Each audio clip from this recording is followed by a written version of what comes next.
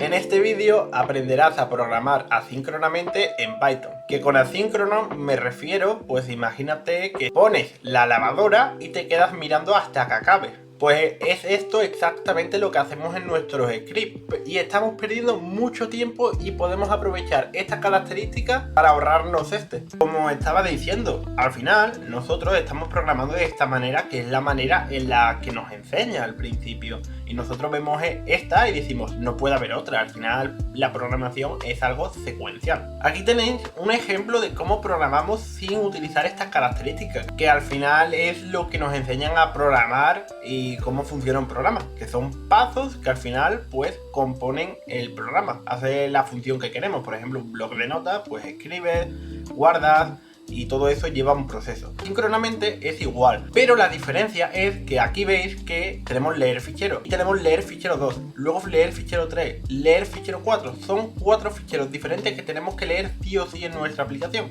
y da igual que sea antes o después. Son procesos independientes. Entonces, pues imagínate que tardamos un segundo en cada fichero. 1, 2, 3, 4 segundos que tardamos. Imagínate que ahora un fichero se bloquea y tarda un minuto. ¿Qué te vas a poner? ¿A esperar y a malgastar tiempo del usuario? Pues eso no lo queremos. Si ya le podemos dar al usuario el fichero 3 o cualquier fichero, pues lo vamos a hacer, no nos vamos a quedar esperando. Por eso existe la asincronía, que nos permite básicamente ejecutar tareas, que así es como se llaman, son tareas que vamos a poder ejecutar simultáneamente, ya ni secuencialmente como aquí. Podemos ejecutar todas del tirón, como veréis ahora en el código. ¿Por qué? Porque aquí veis cómo se comporta básicamente la sincronía. Y es que se usa un bucle, un event loop, que se llama. Y lo que hace es ir rotando de tarea. Si esta tarea, la tarea B, pues no tengo el resultado todavía que estoy esperando, ya puede ser de un fichero que estoy leyendo, necesito una respuesta por red o lo que sea, pues va a decir esta tarea que va a hacer, por ejemplo, un fichero, vamos a ponerle, pues va a decir, que todavía no tengo el resultado, bucle, cedo mi turno, ve a otra tarea pero que tenga la solución. Entonces se va a otra, tiene la solución esta tarea, tenemos ya nuestro dato, el que sea, y ya se ha completado. Y así todo el rato, al final va generándose nuevas tareas y el bucle va iterando. Esto es una gran diferencia de por qué la sincronía no es lo mismo que tener hilos. Al final hilos tienen procesos independientes de CPU, que eso es importante, y la sincronía solo estamos esperando datos, pero datos que no dependen ni de nosotros, datos que pueden venir de red, de disco, pero nunca de CPU. Para la CPU se usan los hilos, ahí sí que sí. Voy a explicar esto antes para cuando nos vayamos al código no os extrañéis de la sintaxis. Tenemos async, que lo vais a ver en todas las funciones, que al final es convertir tu función en una tarea. Entonces vamos a indicar, pues esto es una tarea asíncrona. Y luego la wait pues espera un resultado. Es lo que os decía. Si no tengo el resultado de la tarea B, pues este turno va a cederse a otra tarea. Pues para esto sirve la sintaxis de la wait, para declarar que todavía no tengo el dato que espero. Y bueno, en una misma tarea puedo tener varios await. Al final se pausa en el await hasta que lo tiene y luego pasa al otro await. Lo último, pues ya lo he explicado, lo he comentado. Pero bueno, lo que tienes que tener claro. Los async await son para esperar, no te pongas a calcular ni nada, porque no te van a servir. Al final, un async await depende, por ejemplo, de la red, de un documento que tengamos en disco, de una base de datos. Son cosas externas que no ejecuta un procesador. Entonces, ¿para qué no se utiliza? Pues no se utiliza para nada que lleve potencia de la CPU. Por ejemplo, cálculos. No nos podemos poner a hacer cálculos y utilizarlo como asíncrono, ya que para esto están los hilos, que son procesos independientes del procesador. Y serían como programas independientes. Si queréis un vídeo de multihilo y todo esto, ponérmelo por comentarios. Entonces vamos a dar la introducción. Y luego tenéis, como siempre, todos los ejercicios en el repositorio. Aquí tenemos el apartado 12, que es el concepto 12 del repo, y tenemos aquí tanto los ejercicios como la introducción. Los ejercicios, como siempre, resueltos y no resueltos, podéis ver los resueltos si os atascáis, y aquí la introducción para que entendáis todo y podáis hacer los ejercicios por vuestra cuenta sin ningún problema. Vale, pues vamos a ver el primer punto de este concepto que tienes que saber técnico en el código. Al final, una función async no se ejecuta. ¿Por qué no se ejecuta? Porque cuando declaramos async, ¿vale? Que lo voy a ejecutar el fichero para que lo veáis lo que sale por salida en el código, que queda más claro, la verdad, es lo que tenéis aquí. Al final, nosotros estamos aquí definiendo una tarea que va a hacer saludar y va a devolver esta cadena de texto, como estáis viendo por aquí. Entonces, si yo llamo a esta función asíncrona, que le vamos a llamar a partir de ahora tarea, pues esta función que estamos ejecutando nos va a devolver un objeto que va a hacer coroutine, ¿vale? Bueno, en inglés coroutine y en español corrutina sería el significado. Entonces, si nosotros intentamos hacer print de este resultado, pues nos da el típico objeto sin representación en Python, como estáis viendo por aquí. Y destacar que estas tareas que creamos, pues se pueden cerrar, ¿vale? Ya que esto al final va a ocupar espacio en memoria y podemos cerrar para desecharlas. Una vez que sabes que no se pueden ejecutar directamente como una función normal, pues vamos a ver cómo se ejecuta. Para esto necesitamos la librería estándar, que no necesitamos instalar nada. ¿Qué permite esto? Pues veis aquí que tenemos dos funciones, tenemos dos tareas que retorna. Esta retorna lo que dé la función de saludar a, que le pasas un nombre y te devuelve una cadena con ese nombre. Entonces, al ejecutar esto, pues lo que va a hacer con await es esperar a que le llegue la cadena y una vez que le llegue la cadena lo va a retornar. Esto va a ser el instante y al final no estamos simulando ninguna espera. Y es una tontería tener el async y el await para cosas como esta, pero al final es un ejemplo didáctico. Y como estáis viendo por aquí, ejecutamos la función con la función de la librería, run, y directamente pues no lo ejecuta. Ahora sí que sí no ejecuta la función sin ningún problema. Vamos a ver ahora más en profundidad await. Aquí tenemos dos funciones, ¿vale? Como siempre tenemos una externa y otra que es la principal, que es la que se va a ejecutar. Entonces tenemos una que es preparar café, que nos printa que se está preparando el café, hace una simulación de que estamos esperando una respuesta, ya sea en disco, en red o en base de datos. Y una vez que pasa ese segundo, nos printea que el café está listo y lo retorna la cadena con el nombre de café. Entonces, ahora en la función principal, pues lo que vamos a hacer es esperar esta función, el resultado, que siempre va a ser café, y vamos a hacer print. Y al final esto no se ejecutaría inmediatamente, tardaría un segundo, ¿vale? Como estáis viendo por aquí, que si yo ejecuto esto otra vez, vais a ver que tarda un segundo en cargar. Al final es un poquito más de lo mismo que vimos anteriormente. Tenemos el await y es una cosa que tienes que tener en cuenta sí o sí, ya que async y await pues van de la mano. No puede existir un async y no tener un await dentro de la tarea. Aquí vais a ver una diferencia que expliqué en la pizarra, pero lo vais a ver en la práctica, que al final es el modo secuencial y el modo concurrente, que aquí vamos a aprender la función gather, que vais a ver que vamos a poder ejecutar todas las tareas a la vez, para que, como expliqué en la pizarra, pues el bucle vaya iterando y vaya diciendo, tú estás lista, vale, pues si ya estás lista, pues obtengo el resultado.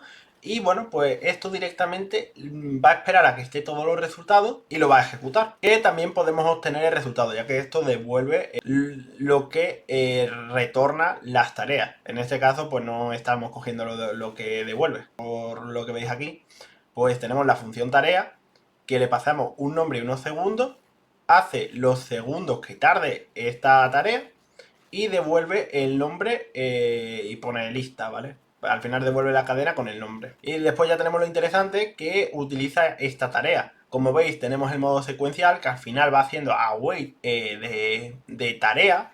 Y esto va a ser como expliqué en la pizarra. Primera tarea, hecha. Pasamos a la segunda. Pasamos a la tercera. Pues esto va a ser 3 segundos, porque como veis, cada tarea es de 1 segundo. Y si te digo que esto lo puedes hacer en 1 segundo, y esto no es magia, es que al final, al cabo, esto te puede costar procesarlo, pero como dice la sincronía, no se queda quieto. Yo no me pongo a poner la lavadora, por ejemplo, y me quedo esperando a que se acabe. No, yo me pongo a hacer otras cosas. Pues para esto lo mismo. Entonces Gather lo que hace no es una wait y se queda esperando y aquí se pausa.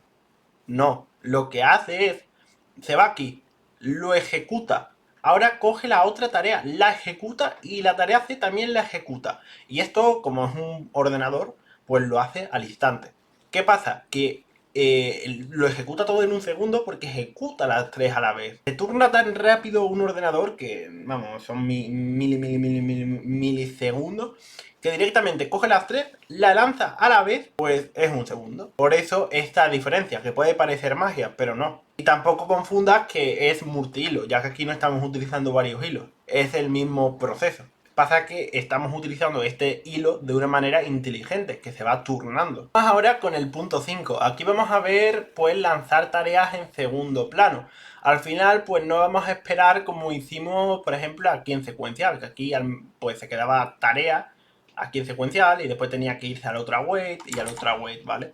Al final lo que estamos haciendo aquí es ejecutar en segundo plano la tarea y después volvemos pues con la sentencia wait y recogemos lo que ha ejecutado la tarea. Es la analogía perfecta de poner la lavadora, te vas a hacer otra cosa y ya volverás, ¿vale? Puede que cuando vuelvas no esté todavía, o si esté, ¿vale? Y en este caso nos permite Create Task hacer esto. Al final ejecuta la tarea de descargar una foto y un vídeo, como estáis viendo por aquí, que tenemos esta función que nos ayuda a hacer esto, que al final está simulando un segundo de tiempo y nos está devolviendo la cadena cuando esté descargada, ¿vale? Con el archivo que se ha descargado. Entonces, pues en la función principal vamos a descargar, vamos a preparar estas tareas que pues al final, pues vamos a poder hacer, por ejemplo, un print, vamos a poder seguir haciendo tareas. Imagínate que yo me ponga aquí a hacer otra tarea asíncrona, como hacer una solicitud a una API y muchas cosas más. Y luego vuelvo a por la lavadora. Digo, vale, yo me descargué estas imágenes, pues ahora voy a coger el resultado. Y ahora con Await, pues recogemos y ya tenemos aquí el resultado que nos ha dado la tarea. Vamos a aprender ahora que podemos agrupar tareas. Imagínate que tenemos unas tareas de un mismo tipo, como puede ser pues la misma tarea pero con diferentes variantes, que estamos pasando por argumentos, pues por ejemplo archivos diferentes. Tenemos aquí un zip A, un zip B y un zip C, entonces lo vamos a descargar, estamos usando la misma función que el anterior punto, pues creamos estas tareas. Al final es lo mismo que antes, lo vamos a guardar en una variable. Pero tenemos un manejador de contexto, que si no sabes cómo se usan, cómo se crean, tienes un vídeo por el canal. Y bueno, pues lo que tienes que saber de este manejador de contexto, que al final es un manejador de contexto especial, bueno, ya que tiene la sentencia async, pero al final es lo mismo, es un manejador de contexto, pero asíncrono. Entonces vamos a usar la librería con Task Group, ¿vale? Y esto básicamente nos va a permitir pues crear las tareas, pero que estén todas acumuladas pues en este grupo de tareas, que al final la estamos creando como en un mismo objeto que se llama TG. En este caso, que le podéis llamar pues mis tareas o como sea. Estáis viendo, pues al final el grupo, cuando salgamos de este contexto de grupo, pues las tareas van a estar hechas, ¿vale? Esto al final lo hace el contexto por debajo. Y como estáis viendo, como ya tenemos las tareas completadas sí o sí cuando salgamos del contexto, pues vamos a poder hacer aquí un for, un bucle, ya que tenemos varios objetos de las tareas individuales, y vamos a poder imprimir el resultado, pero esta vez con una función, ¿vale? Como estáis viendo por aquí. Ejecutamos esto y como veis, pues aquí estaría el resultado, ¿vale? A zip descargado, B zip descargado y C zip descargado. Esto es un poco más diferente de lo que estábamos viendo, ya que aquí vamos a controlar el tiempo, que es una cosa muy importante que gestionar en nuestros programas, porque no queremos esperar a una API 40.000 años. Entonces, pues lo que vamos a hacer, vamos a crear una tarea que es API lenta, donde vamos a esperar 5 segundos y vamos a retornar los datos. Al final es una cadena de texto. ¿Y qué pasa? Que 5 segundos tarda mucho, ya que en nuestro programa principal vamos a controlar esto. Si tarda más de un segundo, pues chao API, no me voy a quedar esperando todo este tiempo para que me des unos datos. Entonces esto se controla con un try. Vamos a usar la librería, la función timeout, y vamos a poner el tiempo máximo que queremos aguantar y vamos a esperar pues al resultado de la tarea de API lenta. Y esto pues ya nos va a generar un error con esta librería, ¿vale? Que ya está definido. Entonces vamos a poner, vamos a controlar la excepción poniendo su nombre y vamos a hacer un print de que la API tardó demasiado.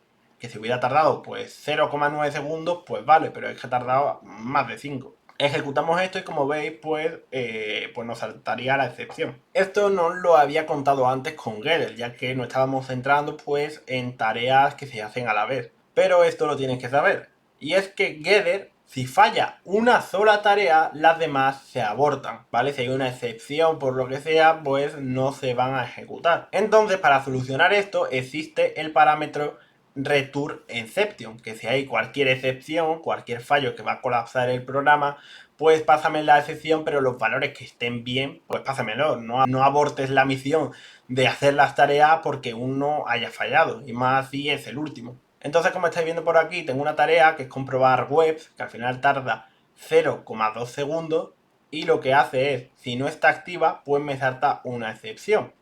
¿Esto por qué? Porque nosotros vamos a pasar en nuestra tarea main, vamos a pasar, vamos a usar Gather claramente para ejecutar todas a la vez, pero vamos a pasar si es true o false, ¿vale? Para hacer que como que está caída la web, ya que no le estamos haciendo, no estamos haciendo una conexión real. Entonces Google va a estar disponible, mi web roto pues claramente no, ya por el nombre, y github.com pues sí va a estar disponible. Y ponemos el parámetro para, pues, como va a fallar mi web roto, pues yo quiero al menos tener el resultado de GitHub y de Google. Y tener mi OK, no quedarme sin el OK de las demás webs. Una vez que tengamos el resultado del getter, que al final nos va a devolver una estructura de datos con todos los resultados, que nos va a devolver exception, ¿vale? Esto es lo que te tiene que quedar claro. Si hay una excepción, nos lo va a declarar como exception, ¿vale? Nos va a meter un tipo exception. Entonces, como mi web roto no va a funcionar, nos va a dar un exception. Y bueno, pues hacemos, si es una instancia de exception, que al final todas las excepciones heredan de esta, entonces aunque sea de otro tipo, hijo de hijo de hijo, lo va a detectar igual. Entonces, pues mostramos el error. Y si no, pues hacemos un print de que está correcto. Ejecutamos esto y como veis por aquí, Google, OK, mi web roto, pues no responde, y GitHub, OK. Esto es un buen aspecto que tienes que tener en cuenta en las tareas asíncronas. Hay veces que queremos controlar cuántas tareas podemos ejecutar durante un tiempo. Imagínate un API. Un API, si tú no lo controlas, te pueden llegar a banear, ya que hay APIs que tienen rate limit y tiene pues unas solicitudes, más si el API es gratis, pues unas solicitudes que puedes gastar. Al final no puedes hacer más de 500, más de 100, las que sean. Entonces vamos a utilizar esto, que al final es cuántas tareas asíncronas puedes ejecutar a la vez, porque si tengo 500 tareas y ejecuto directamente las 500, pues puede hasta que me baneen directamente de la API, porque parece que estoy haciendo algo malicioso. Entonces, pues tenemos aquí una función, aquí tenemos una tarea que lo que hace es geocodificar, que básicamente nos pasa una dirección, nos pasa el SEM, que es lo del semafore, que es lo que controla las tareas simultáneas. Entonces, con async podemos manejar el contexto de SEM, que al final es un objeto de la clase semafore. Entonces, gracias a esto, pues ya estaría controlado. Entonces aquí hacemos el tiempo como si estuviéramos consultando en red y retornamos la dirección con la latitud y la longitud. Aunque bueno, esto es una cadena, nunca va a aparecer la latitud y la longitud, pero es un ejemplo. Y entonces ya en el programa principal lo que habíamos hecho es pasar pues unas direcciones, en este caso calle A, calle B, calle C. Hemos definido un semafore, que en este caso son dos, así que primero va a ser calle A y calle B, y luego calle C y calle D. Vamos a usar el Gather para ejecutar todas estas tareas a la vez, que en este caso vamos a ejecutar dos tareas a la vez, ya que es lo que nos permite el semafore. Y vamos a hacer un for aquí, que vamos a meter, vamos a usar un for comprimido, ¿vale? Como estáis viendo por aquí tenemos una tupla, aunque no parezca, pero al final es el paréntesis de fuera, la tupla. Entonces hacemos el for, pasamos esto para ejecutar la función con las diferentes direcciones, y aquí hay un asterisco ya que es la tupla, y la tenemos que desempaquetar para poder ejecutar esto sin ningún problema, ya que al final está almacenado en una tupla. Y Gather pues no va a saber, no va a saber ejecutarlo, ya que él quiere pues las diferentes funciones que quiere ejecutar. Entonces, una vez que ya tenemos todo ejecutado y tenemos los resultados, vamos a hacer un bucle, vamos a iterar por cada resultado y vamos a imprimirlo por pantalla, ¿vale? Como estáis viendo por aquí. Vamos a ejecutar esta tarea y como veis por aquí, pues al final, bueno, no lo veis, tengo que ejecutarlo. Aquí lo veis. Vale, es que ha sido tan rápido.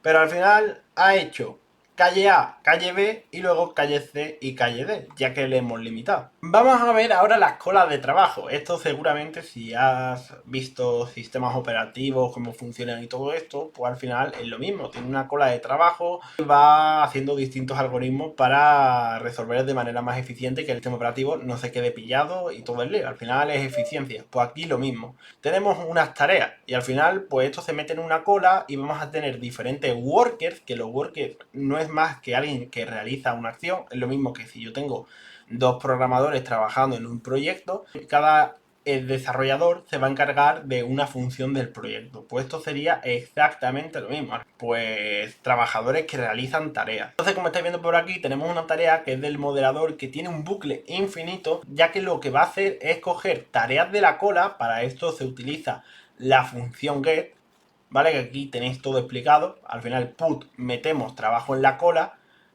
Task done, pues la terminamos. Get, sacamos el trabajo para asignarlo a un worker, a un trabajador. Y cola join, es decir, pues ya está todo hecho, señores. Entonces aquí el moderador, que es como el worker, es el trabajador, pasa que tiene un rol de moderador ya que revisa comentarios de internet, pues lo que hace es esperar 0,1 segundo para simular esto y revisa el comentario, ¿vale? Que al final aquí estamos haciendo un print de una cadena de texto. Y una vez que haya hecho lo que sea, en este caso esto, pues da la tarea como finalizada. Vale, pues ahora en la función principal, en la tarea principal, vamos a llamar a la clase cube que nos va a generar la cola, la vamos a almacenar y ahora vamos a hacer un bucle donde vamos a tener diferentes comentarios que ha puesto la gente, por ejemplo, un insulto, un buen post, hola, spam, y lo vamos a meter todo esto en la cola. ¿Para qué? Para que los moderadores, pues ahora vamos a crear la tarea moderador, que no es más que el trabajador que va a revisar estos posts como vimos antes, pues va a ejecutarse este moderador. En este caso pues va a haber diferentes moderadores. Vamos a añadir vamos a pasarle como argumento tanto el nombre que pedíamos como la cola, ¿vale? Con la que tienen que trabajar. Y vamos a lanzar dos workers, ¿vale? Aquí lo veis, un for, para indicar el número de workers que queremos. Entonces vamos a esperar, todo esto se hará en segundo plano, y una vez que ya se haya ejecutado todo esto, pues pasará esta línea que lo que hará es decir, vale, han terminado, lo revisará y si han terminado todo, pues tomará como finalizada la cola. Quiero que veáis que al final los moderadores pues son tareas que se han creado y como una tarea pues se tiene que cerrar. Entonces lo que vamos a hacer es cancelarla. Vamos a recorrer todas estas tareas que se han creado y que se han ejecutado para cancelarla y no tenerlo en memoria almacenado. Y bueno, pues ejecutamos esto y veis que los workers pues trabajan. Tenemos primero el primer worker, después tenemos el segundo y después como hemos creado solo dos pues se van a repartir el trabajo y va a empezar otra vez el primero y después el segundo. Aquí viene una cosa espectacular. Vamos a juntar los generadores que vimos en este canal con la sincronía, ya que como sabéis el generador tiene una cosa muy en común con la sincronía, que al final es que nos genera las cosas poco a poco. Es verdad que no es asíncrono, ya que al final está haciendo un proceso secuencialmente y cuando llega el YEL pues ya no lo va a dar, pero vais a ver la utilidad que tiene. Al final estamos mezclando estos dos conceptos y no os podéis imaginar lo útil que es. Al final tenemos aquí una tarea de cotizaciones. Como sabéis, las cotizaciones fluctúan en el mercado, ¿vale? Al final suben, bajan. En este caso, pues siempre sube, ¿vale? Añadimos 5 euros, ya que nos van a dar unas veces de las cotizaciones, de cuánto va a cambiar. Entonces, cada vez que cambie, pues es que vamos a sumarle 5 euritos. Y vamos a devolver este precio. ¿Qué va a pasar? Pues va a pasar 105, 110 y así hasta que acabe la cotización. Entonces, en la función principal lo que vamos a hacer es utilizar un for asíncrono, que esto no lo habíamos visto, que al final es un for normal, pero como tiene que depender del yield, que es una tarea al final asíncrona, que no sabe cuándo le va a llegar, pues le tenemos que añadir sí o sí async a for. Entonces, como le hemos pasado 3, pues va a ser 105, 110 y 115. Y lo vamos a imprimir por aquí, ¿vale? El precio. Y al final esto llegará poco a poco. Ahora todo el proceso, toma. Segundo, toma. Y tercero, toma. Y lo vamos a ejecutar. Y quiero que lo veáis, así que voy a ejecutar esto de nuevo, ¿vale? Que esto espero que se vea. Ahí lo veis, ¿vale? Se ha visto poco porque va muy rápido, pero al final ha hecho 1, 2 y 3, ¿vale? ¿Cómo podemos crear Content Manager asíncronos? Como hemos visto, que hemos utilizado tal cual, ¿vale? Como hemos visto arriba. Bueno, por ejemplo, el de Await, por ejemplo, Async with Them, pues al final es una cosa que ya viene integrada. Pero nosotros lo podemos crear tanto con el método aEnter y aExit, que son lo mismo que los que tenemos en manejadores de contexto, pero esta vez son sus versiones asíncronas, que nos permite pues tener await y esperar algún recurso de red, de disco o de base de datos. Y al final aquí estáis viendo un login sencillo. Entramos, bueno, imprimimos que hemos entrado, que hemos hecho login, imaginaros que es una web, que al final esto depende de la red. Luego el exit, que al final vamos a salir, vamos a cerrar sesión, vamos a hacer un logout. Como veis por aquí, pues tenemos la tarea principal, que vamos a utilizar pues este manejador de contexto asíncrono que hemos creado, y vamos a decir que como que estamos consultando pues los datos, por ejemplo, de la sección web. Y como veis por aquí, pues sería igual que los manejadores de contexto que vimos en el canal, pero esta vez pues podemos utilizar tareas asíncronas y controlar todo esto. Así que dicho esto, espero que te haya servido este vídeo. Si es así, deja un buen like, suscríbete si no lo estás y nos vemos en el próximo vídeo. Adiós.